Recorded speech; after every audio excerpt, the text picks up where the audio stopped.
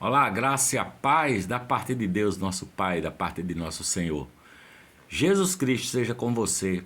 Hoje eu estou aqui no livro de Jó, quando ele roga a favor de Deus por causa da brevidade e da miséria da vida humana. Jó capítulo 14, do versículo 14, ele diz assim, morrendo o homem, porventura tornará a viver? Todos os dias de meu combate esperaria, até que viesse a minha mudança. Chamar-me-ias e eu te responderia. Afeiçoa-te à obra das tuas mãos. Você veja que Jó passou por aflições sem fim. No mundo tereis aflições, foi o que Jesus disse, mas tende bom ânimo, porque eu venci o mundo. Portanto, tenha esperança no meio das suas aflições, se você tem Cristo como seu Senhor, porque todos os dias dessa vida são dias de desespero, não é? Nós temos, como Jó, desespero na vida, comentários de vizinhos, de amigos que atrapalham a nossa situação. No caso de Jó, até a esposa mandou ele amaldiçoar a Deus e morrer. Mas Jó diz, oxalá me escondesses na sepultura. Todo mal veio sobre Jó, todo mal veio sobre ele, mas Jó encara a sua vida. No final há uma vitória. No final ele diz, eu o conhecia de ouvir falar, mas agora os meus olhos te veem todos os seus dias, não é? Você sabendo dessa verdade, que Deus está com você, que Jesus está com você, você suportará com resignação os dias futuros. Jonas fugiu do chamado de Deus, que era para ir a Nínive, pregar em Nínive, e ele pegou um navio para Tarsis, fugindo, não é? Porque nós tememos em tempos de depressão. Frequentemente nós clamamos, quando terminará, Senhor, esta nossa aflição? Digo igual a Jó, faça também você, todos os dias esperarei, até que chegue a minha mudança, até que chegue a mudança plena, porque a noite passará, o choro passará, mas a alegria vem. Pela manhã, como diz o versículo, o inverno passará. Aqui em Natal está chovendo demais, mas um dia o inverno passa e o sol nasce, e o verão chega, e a primavera com as suas flores também chegam. As dores dessa vida mortal serão apenas como um arranhãozinho de um espinho superficial na pele, não é? Se for comparada para quando nós entrarmos na eternidade com o nosso Deus, na glória eterna. Por isso que os sofrimentos desse tempo presente não são para comparar com a glória vindoura, como disse Paulo, não é? Os sofrimentos desse mundo não são para comparar, porque a mais leve e momentânea tribulação aqui neste mundo produz para nós um peso de glória eterna. A vida aqui é apenas um momento, uma fração de segundos. Não é assim a eternidade. Um tempo determinado é essa vida. Deus determinou um tempo. Para que ao Todo-Poderoso você pode dizer, um dia ele dirá, volte Espírito ao Deus que o deu, não é? Não há um grão a menos, nem um grão a mais nos dias da sua vida. Todos os dias da sua vida estão contados, estão nas mãos de um Deus que é amor, que é Pai e que é eterno. A morte virá quando Deus determinar, mas Ele é um Pai amoroso que está nos céus aguardando para nos abraçar, nos beijar e nos conduzir pelos campos eternos do Senhor, não é? Jesus Cristo disse assim, olha, sobre esse tempo presente, basta a cada dia o seu mal, um segundo de cada vez, viver conforme os seus dias será a sua força. Tá vendo? Nós podemos suportar as aflições, as provações, uma a uma, como assim um guerreiro que luta bravamente, um por um, atacando e vencendo os seus inimigos, um por um. Eu alegremente também cada dia luto, e a alma minha alma nadará em mares da eternidade, em mares do Senhor, não é? Todo cristão deve servir a Deus assim, até que a morte venha. Você é um soldado que está em guerra, sabe? O inimigo atacará. Prepare-se, esteja sempre pronto assim para a batalha, não é? Não é?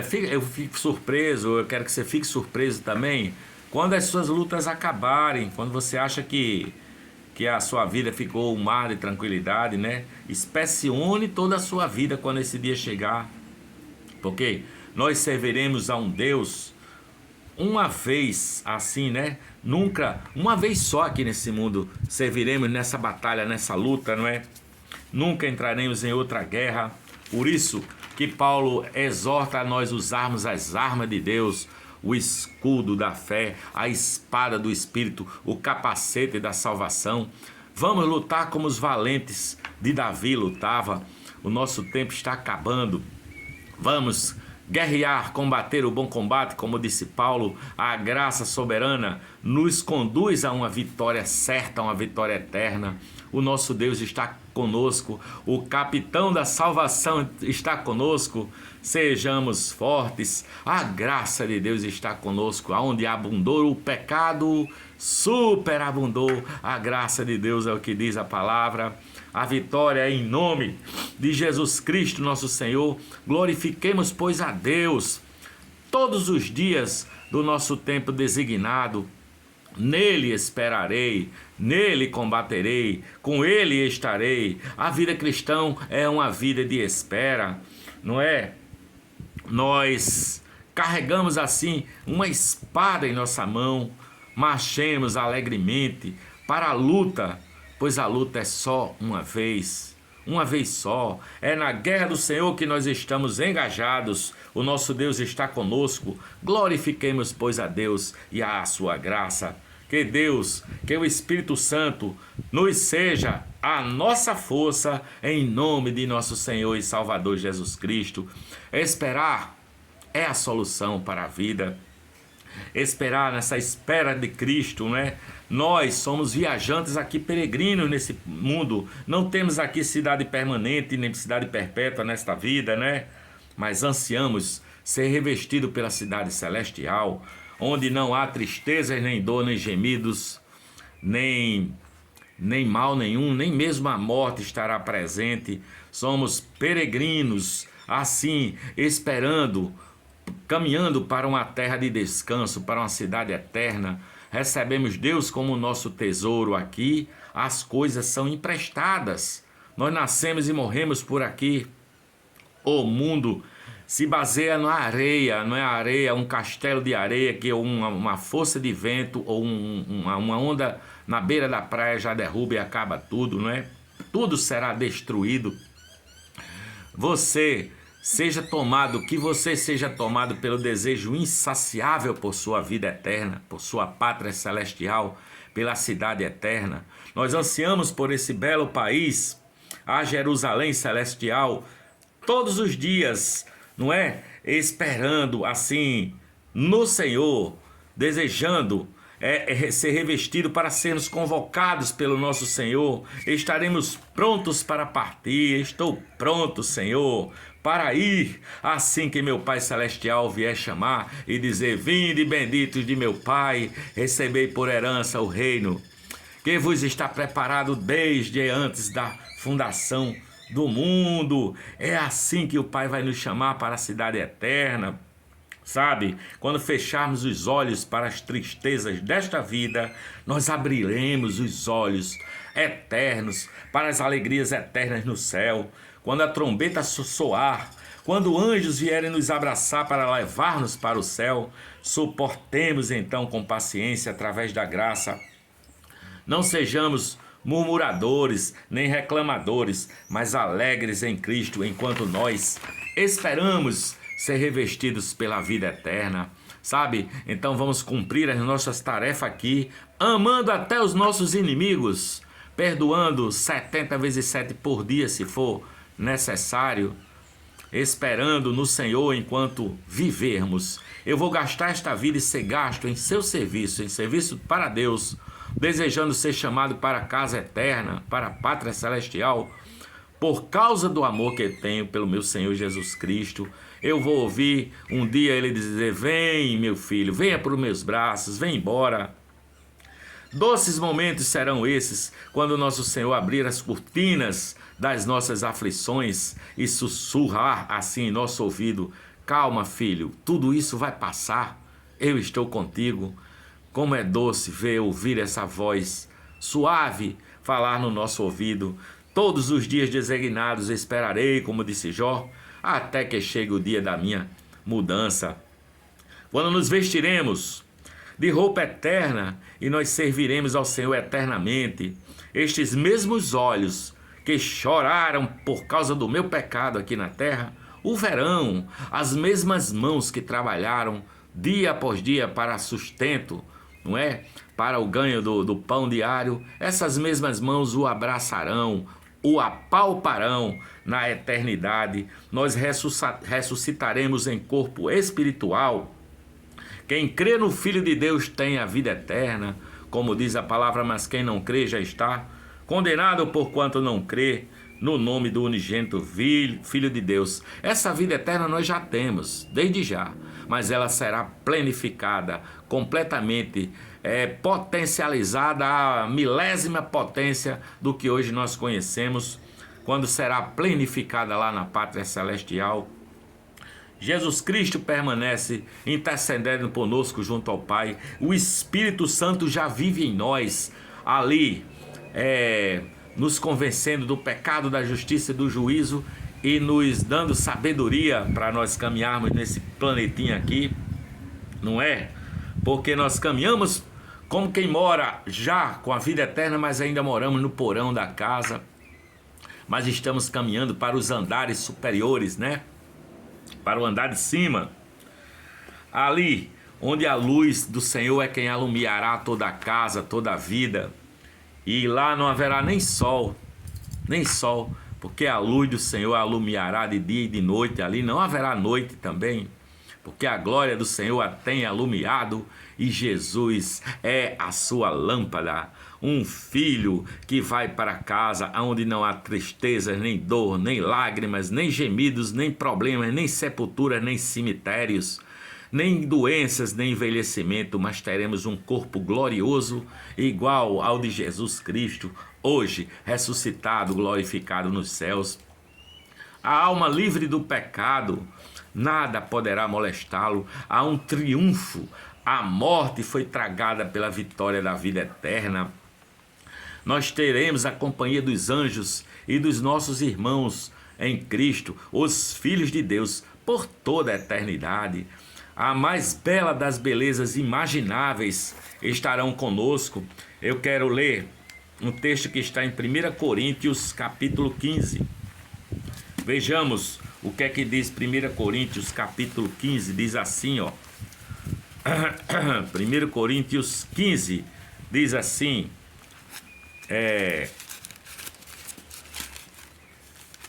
eu notifico, irmãos, o evangelho que já vos vem anunciado, o qual também recebeste e também permaneceis, pelo qual sou salvo, se o retiverdes tal como vos tem anunciado, se não é que você creu em vão. Porque entreguei o que recebi, Cristo morreu por nossos pecados e foi sepultado e ressuscitou ao terceiro dia. E foi visto por Cefas e depois pelos 12. Depois foi visto depois por mais de 500 irmãos, dos quais vive ainda a maior parte. Alguns já dormem também. Foi visto também por Tiago, depois por todos os apóstolos, e por derradeiro de todos me pareceu a mim como um abortivo, porque eu sou o menor dos apóstolos. Eu não sou digno de ser chamado apóstolo, pois que persegui a igreja de Deus. Mas pela graça de Deus sou o que sou, e a sua graça para comigo não foi vã. Antes, trabalhei muito mais do que eles, todavia não eu, mas a graça de Deus que está comigo. Então, ou seja eu, ou sejam eles, assim pregamos e assim haveis crido. Ora, se prega que Cristo ressuscitou dos mortos, como dizem alguns dentre vós que não há ressurreição dos mortos, se não há ressurreição dos mortos, Cristo não ressuscitou. Se ele não ressuscitou, logo é vã a nossa pregação e também é vã a nossa fé. E assim somos também considerados como falsos testemunhas de Deus, pois testificamos de Deus que ressuscitou a Cristo, o qual, se não ressuscitou, na verdade os mortos não ressuscitam. Porque se os mortos não ressuscitam, Jesus não ressuscitou. Se ele não ressuscitou, é vã a nossa fé e nós permanecemos nos nossos pecados. Também os que dormiram em Cristo estão perdidos. Se esperamos em Cristo só nessa vida, nós somos mais os miseráveis de todos os homens. Mas agora, Cristo ressuscitou dos mortos e foi feito as primícias dos que dormem, porque assim como a morte veio por um homem, também a ressurreição dos mortos veio por um homem. Porque assim como todos morrem em Adão, assim todos serão vivificados em Cristo. E cada um por sua ordem, Cristo as primícias, depois os que são de Cristo na sua vinda. Depois virá o fim, quando tiver entregado o reino a Deus, ao Pai, e quando houver aniquilado todo o império e toda a potestade e força, porque convém que reine até que haja posto a todos os seus inimigos debaixo de seus pés. Ora, o último inimigo a ser aniquilado é a morte, porque todas as coisas sujeitou debaixo dos seus pés. Mas quando diz que todas as coisas lhe são sujeitas, claro está que se excetua aquele que sujeitou todas as coisas, e quando todas as coisas lhe estiverem sujeitas, também o mesmo Filho se sujeitará àquele que todas as coisas lhe sujeitou, para que Deus seja tudo em todos. De outra maneira, que farão os que se batizam pelos mortos, se absolutamente os mortos não ressuscitam? Por que se batizam eles então pelos mortos? Porque estamos nós também a toda hora em perigo. Eu protesto que cada dia morro gloriando-me em vós, irmãos, por Cristo Jesus nosso Senhor, como combati em Éfeso contra feras. Que me aproveita isso se os mortos não ressuscitam? Comamos e bebamos, que amanhã morreremos. Não vos enganeis, as más conversações corrompem os bons costumes. Vigiai justamente e não pequeis, porque alguns ainda não têm o conhecimento de Deus. Digo-vos para a vergonha vossa. Mas alguém dirá: como ressuscitarão os mortos? Em que corpo virão? Insensato, o que tu semeias não é vivificado se primeiro não morrer. E quando semeias, não semeia o corpo que há de nascer, mas o simples grão, como de trigo ou de outra qualquer semente. Mas Deus dá-lhe o corpo como quer a cada semente, o seu próprio corpo. Nem toda a carne é a mesma carne, mas uma é a carne dos homens, outra é a carne dos animais, outra é a carne dos peixes, outra das aves. E há corpos celestes e há corpos terrestres, mas uma é a glória dos celestes, outra a glória dos terrestres. Uma é a glória do sol, outra a glória da lua, outra a glória das estrelas, porque uma estrela difere em glória da outra estrela, assim também a ressurreição dos mortos. Semeia-se o corpo em corrupção, ressuscitará em incorrupção. Semeia-se em ignomínia, ressuscitará em glória. Semeia-se em fraqueza, ressuscitará com vigor. Semeia-se corpo animal, ressuscitará corpo espiritual. Se há corpo animal, há também corpo espiritual, assim também está escrito: o primeiro homem Adão foi feito alma vivente, o último Adão espírito vivificante. Mas não é o primeiro espiritual, senão o animal, depois o espiritual. O primeiro homem é da terra, é terreno, o segundo homem, o Senhor, é do céu. Qual terreno, também são os terrenos, qual celestial, também serão os celestiais. E assim como trouxemos a imagem do terreno, assim traremos também a imagem do celestial. Agora digo, irmãos, que carne e sangue não pode herdar o reino do Deus, nem a corrupção herda a incorrupção. Eis aqui vos digo o mistério, na verdade, nem todos dormiremos, mas todos seremos transformados num abrir e fechar de olhos, ante a última trombeta, porque a trombeta soará, os mortos se ressuscitarão incorruptíveis, e nós seremos transformados. Porque convém que isto que é corruptível se revista da incorruptibilidade, e isto que é mortal se revista da imortalidade. E quando isto que é corruptível se revestir da incorruptibilidade, isto que é mortal se revestir da imortalidade, cumprir-se-á o que está escrito: tragada foi a morte na vitória. Onde está, ó morte, o teu aguilhão? Onde está, ó inferno, a tua vitória? O aguilhão da morte é o pecado, e a força do pecado é a lei. Mas graças a Deus, que nos dá a vitória por nosso Senhor Jesus Cristo. Portanto, meus amados irmãos, sede firmes e constantes, sempre abundantes na obra do Senhor, sabendo que o vosso trabalho não é vão no Senhor. Em breve a glória do Senhor virá, brilhará nos rostos dos salvos na eternidade, não é? Haverá saúde plena para os que estão em Cristo Jesus. Quem vive em mim, disse Jesus, nunca morrerá. Há uma imortalidade para sempre com Ele, com Jesus Cristo. Ele virá, ela virá, essa imortalidade, no tempo certo. Nós nos tornaremos semelhantes a nosso Senhor para sempre, para sempre. Amém. Beijo e paz de Cristo.